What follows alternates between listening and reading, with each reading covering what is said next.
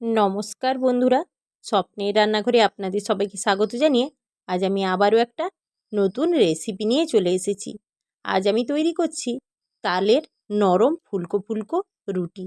এই রুটি তৈরির জন্য সবার প্রথমে আমি এখানে নিয়েছি পরিমাণ মতো আটা, আর নিয়েছি স্বাদ অনুযায়ী লবণ।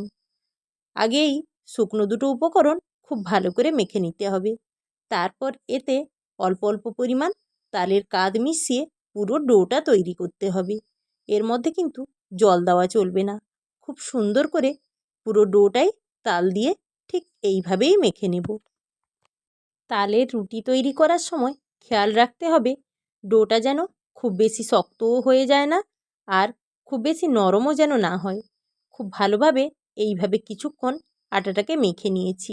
দেখেই মনে হচ্ছে আটাটা খুব সুন্দর করে মাখা হয়ে গেছে। এবার লেচি কেটে রুটি তৈরির পালা। প্রতিদিনের মতো আমার যদি এই রান্নার ভিডিওগুলো আপনাদের ভালো লেগে থাকে তাহলে অবশ্যই আমার চ্যানেলটিকে সাবস্ক্রাইব করে দেবেন। আর যারা ফেসবুক থেকে দেখছেন তারা পেজটি অবশ্যই ফলো করে দেবেন। লাইক কমেন্ট শেয়ার করতে একদমই ভুলবেন না। একে একে সবগুলো এইভাবে আমি লেচি কেটে নিয়েছি। প্রথমে শুকনো আটা দিয়ে ঠিক এইভাবে গোল করে নিয়ে চেপে নেব। তারপর একে একে বেলবো। তালের এই রুটিগুলো একে একে বেলে নেওয়ার পর তারপরেই সেঁকার দরকার নেই। এটাকে একটা বেলে নিতে হবে, একটা সেঁকে নিতে হবে, দিলে খুব সুন্দর হবে। সঙ্গে সঙ্গে বেলে সেঁকলে এটা অনেকটাই ফুলকো আর নরম তুলতুলে হয়। বেলে সবটা রেখে দিয়ে তারপরে ভাজলে সেটা সেভাবে এতটা ফুলকো হয় না। আর এই বেলার সময় একদম খুব বেশি পাতলা হবে না, এটা অল্প হলেও একটু মোটা রাখতে হবে, দিলে খুব সুন্দর করে ফুলে উঠবে। আর ফুলকো ফুলকো রুটি খেতে সবারই খুব ভাল লাগে। একে একে রুটিগুলো বেলবো। একদিকে আমি তাওয়া গরম করতে বসিয়ে দিয়েছি।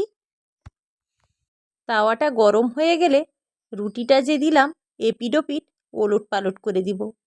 খুব বেশি ওলট পালট করা যাবে না। বেশি যদি ওলট পালট করা হয় তবে কিন্তু রুটি শক্ত হয়ে যায়। সেই জন্য একটা পিঠ খুব ভালো করে সেঁকা হয়ে গেলে আরেকটা পিঠ উল্টে দিতে হবে। এবার দুটো দিক সেঁকা হয়ে গেলে একটা জালের উপর রেখে আগুনের উপর রুটিটাকে আগে ফুলিয়ে নিতে হবে, দিলেই পারফেক্টভাবে রুটিটা তৈরি হবে। ঠিক এইভাবে একটা জালের উপর নিয়ে নিলাম। খুব সুন্দর করেই দিলেই তৈরি হবে ফুলকো ফুলকো রুটি। এই সময় কিন্তু গ্যাসের তাপ একদমই কমানো যাবে না, হাই ফ্লেমে রুটিটা সেঁকে নিতে হবে। প্রত্যেকটা রুটি বেশ সুন্দর ফুলকো ফুলকোভাবে তৈরি হয়েছে, আর দেখতেও খুব সুন্দর লাগছে। এটা এতটাই নরম তুলতুলে লাগে, গরম দুধের সঙ্গে খেতে কিন্তু খুব সুন্দর লাগে। তালের সময় একবার হলেও এই রুটিটা তৈরি করে খেতে খুব ইচ্ছে করে। সবগুলো রুটি এইভাবেই আমি তৈরি করে নিলাম।